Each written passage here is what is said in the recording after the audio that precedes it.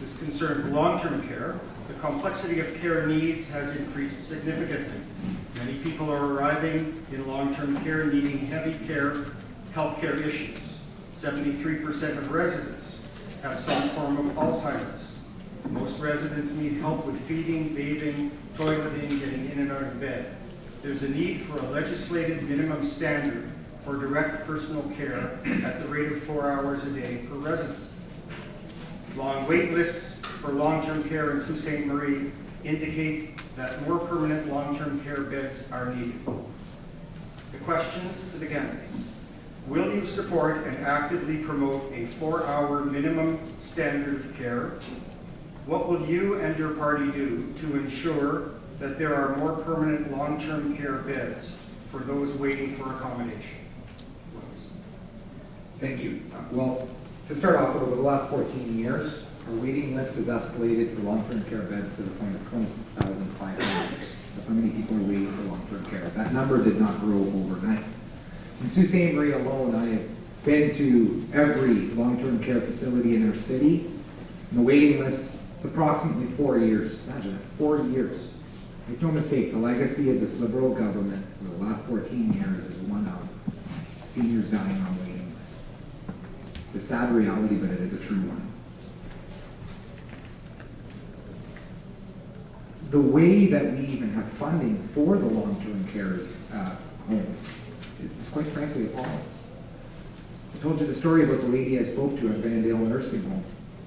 We had a literature piece while we've been knocking on your doors we provided to every household in the city, showing you that currently this Liberal government sees fit to pay more money to feed prisoners than we do to feed our seniors in long-term care. The price per day that we pay to feed a prisoner is $9.73. $8.33 though for seniors. Can you believe that? Shocking. Disturbing, in fact. This government's cut $50 million from physiotherapy services, $20 million from the rehabilitative services program. And with a 120% overcrowding rate in our hospital alone here in Sault Ste. Marie, the Minister of Health is now giving vouchers to people to go into private care homes. It is such a backwards and wasteful system. We are going to create more long-term care beds. We are going to provide better care for our seniors, better care and funding for our seniors. At the front lines, once again, where it matters the most. They deserve more, our nurses providing the care deserve more, and they deserve more tools to work with. That's why we support PTSD legislation for our nurses, because they have to deal in such volatile situations. They're getting emotional, physical abuse. It's just not fair, it's not right. We need to put the services, we need to put the funds towards the services that matter the most and towards those who provide the services the most. Thank you.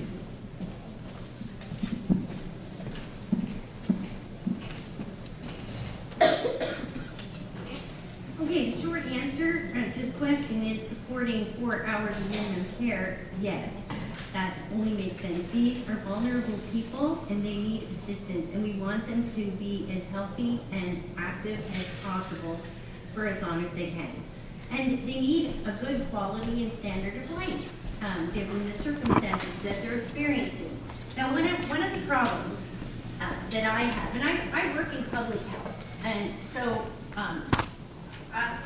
we're constantly evaluating and monitoring. We set benchmarks and targets so that we're measuring how we're doing and what we're doing along the way. So, and only by doing that can you identify what a problem is or what needs adjustment and make a correction so that you get improvements.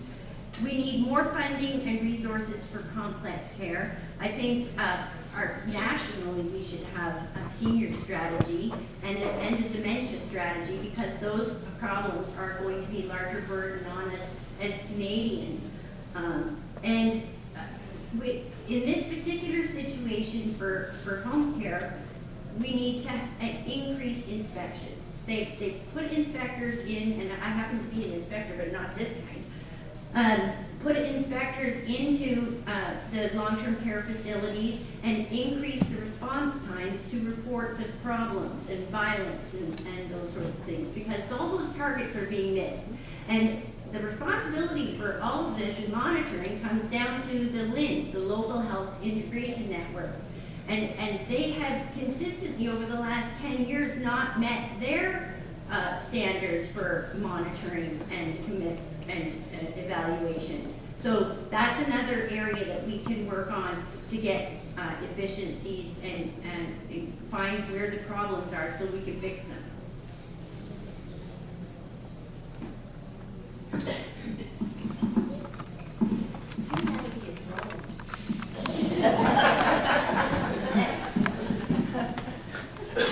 So first of all, everybody, every single person here cares about the future of their parents and their grandparents. Every single person cares about them. And I remember my father. I remember my father was waiting for long-term care, waiting for a bed. And I remember my sister Debbie and my brother Randy and our family working tirelessly day and night while we waited months for a bed. And we're not alone. Right here in the Sault, there's over 500 people. That's 500 people on the waiting list for a placement in long-term care home. These people will be waiting nearly 3 years for a bed. These are the issues facing the families in our community today. And across Ontario, 25,000 seniors are stuck on waiting lists. These waiting lists put pressure on our hospitals, which are already having difficulties providing the support to the increased numbers of people with Alzheimer's or other forms of dementia. I know because my father was one of them. Simply put, people and families are not getting the long-term care that they need, and the staff is being stretched to the limit. We need to send this government a good message. And the PCs aren't the answer. The last PC government began the process of privatizing long-term care in Ontario. They continue to hide their plans moving forward. Can Mr. Romano and his friend, Patrick Brown, commit to guarantee minimum standards of care? Can they agree to that? Because I can. And right now the New Democrats have a bill that would guarantee 4 hours a day of hands-on nursing and personal support. And it would ensure staffing levels are adjusted to meet these needs, because continuing to ask caregivers to do more with less resources is simply unacceptable.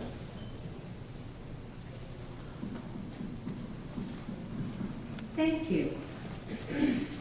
I was blessed to have my dad till he was 92 years old. So we went from him living in his own home after my mom died to moving into seniors geared to income apartment to retirement to long-term care. So I've walked the gamut with him. So certainly this government and I believe that there needs to be good, compassionate care for all of our people that arrive at long-term care. I believe that we need to look at an individual's personal needs and not put a 4-hour number on it. I think that as someone enters into the long-term care facility, they may not need that. Somebody that's been there for a while and has seen a decrease in their abilities may need more than that. And so there needs to be that balancing act so that everybody gets what they need to make sure that they have the quality of life that's important for them. I don't know about the others at the table. I hear some talk about no standards. Walk into the Director of Care's office in any long-term care facility and look at the standards that they have to follow. They may not always be appropriate, and I don't disagree that they may not need to be reviewed, but there are substantial standards that these homes need to follow. We need to make sure that they're staffed appropriately so that people get what they need when they need it, and it's not a one-size-fits-all approach. Thank you.